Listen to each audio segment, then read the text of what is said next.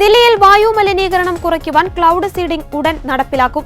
ഈ മാസം 29-ന് cloud seeding നടപ്പിലാക്കിയേക്കുമെന്ന് പരിസ്ഥിതി മന്ത്രി പറഞ്ഞു.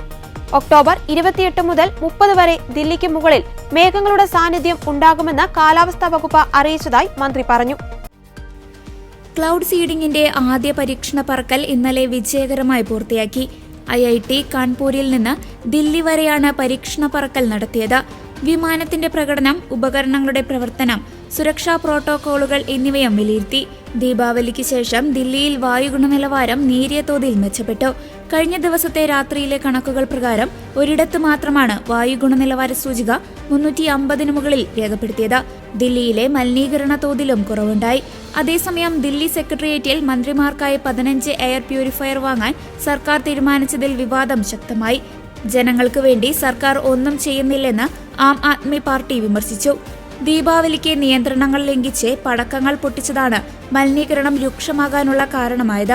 വായു മലിനീകരണം രൂക്ഷമാകുന്ന സാഹചര്യത്തിൽ നിരവധി ആരോഗ്യ പ്രശ്നങ്ങൾക്ക് വഴിവെക്കുകയാണ്.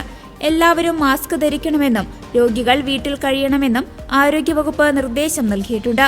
മലിനീകരണം കുറഞ്ഞ ഹരിത പടക്കങ്ങൾ ഉപയോഗിക്കണമെന്ന് ഹൈക്കോടതി നിർദ്ദേശം നൽകിയിരുന്നു.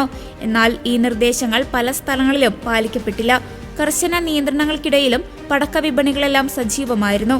കച്ചവടക്കാർക്ക് വേണ്ടി ഉദ്യോഗസ്ഥർ കണ്ണടയ്ക്കുന്നത് ഡൽഹിയുടെ അന്തരീക്ഷത്തെ കൂടുതൽ മലിനമാക്കിയതെന്നാണ് വിമർശനങ്ങൾ ഉയരുന്നത്.